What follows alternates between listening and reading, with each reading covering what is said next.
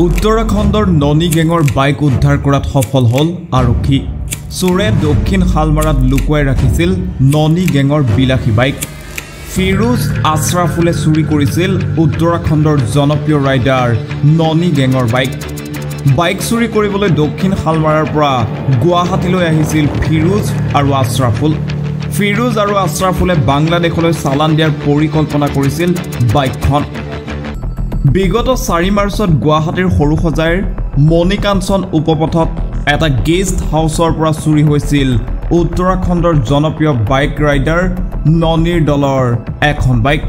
গুৱাহাটীত সংঘটিত এই কাণ্ডই লজ্জানত কৰিছিল সমগ্ৰ অসমবাসীক।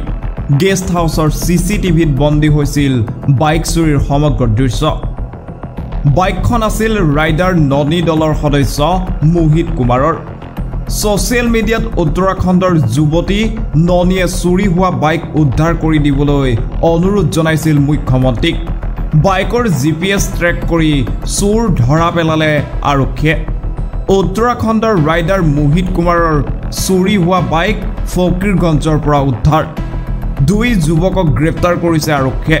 ধৃত যুৱক দুজন ফকীৰগঞ্জ বালাতাৰী গাঁৱৰ আছফাৰ কাজীৰ পুত্ৰ ফিৰোজ কাজী আৰু বাসানীপাৰা গাঁৱৰ আব্দুল জুব্বাৰ পুত্ৰ আশ্ৰাফুল দেৱান। দেওবাৰে নিশাই বাইকসহ 2 যুৱকক লগত লৈ গুৱাহাটীত উপস্থিত হ'ল বশিষ্ঠ আৰক্ষী। বাইক উদ্ধাৰৰ বাবে মোহিতে অসম আৰক্ষীক ধন্যবাদ জনাইছে।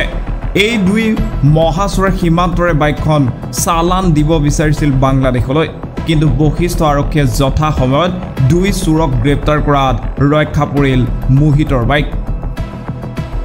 तो फाइनली हमें गुड न्यूज मिली है कि हमारी बाइक को गुवाहाटी पुलिस द्वारा बरामद किया जा चुका है और उसके साथ 2 लोगों को गिरफ्तार भी किया गया है। तो सबसे पहले तो मैं थैंक यू बोलना चाहूंगी गुवाहाटी की पुलिस को, और एक स्पेशल और बहुत बड़ा थैंक यू बरिस्टा थाना के SHO मिस्टर कपिल पाठक सर और उनकी टीम को, जिन्होंने कड़ी मेहनत के साथ 5 दिनों के अंदर इस पूरे मैटर को सॉल्व कर लिया। हालांकि अभी हमारी बाइक हमारे हैंडओवर नहीं हुई है, तो उसको लेने के लिए हमें पुलिस स्टेशन जाना होगा और इस घटना और बाइक से रिलेटेड कुछ अपडेट्स मैं आपको अगली वीडियो में शेयर करने वाली हूँ। लेकिन उससे पहले मेरी आप लोगों से एक रिक्वेस्ट है कि जिस तरीके से आप लोगों ने अपना सपोर्ट पुलिस प्रशासन को टैग करने के लिए मेरी वीडियो में दिखाया था, उसी तरीके से प्लीज एक थैंक्स मैसेज गुवाहाटी पुलिस के लिए आप लोग कमेंट्स जरूर करिएगा। हम लोगों को जब भी प्रॉब्लम होती है हम पुलिस के पास जाते हैं और समाधान नहीं मिलता तो हम उस पुलिस पे उंगली भी उठाते हैं, लेकिन आज गुवाहाटी पुलिस ने जब हमारा इतना साथ दिया है तो हम सभी लोगों का फर्ज बनता है उन लोगों को अप्रिशिएट करने का। तो प्लीज एक अप्रिशिएशन कमेंट गुवाहाटी पुलिस को जरूर कीजिएगा, और आप सभी के प्यार और सपोर्ट के लिए बहुत बहुत धन्यवाद।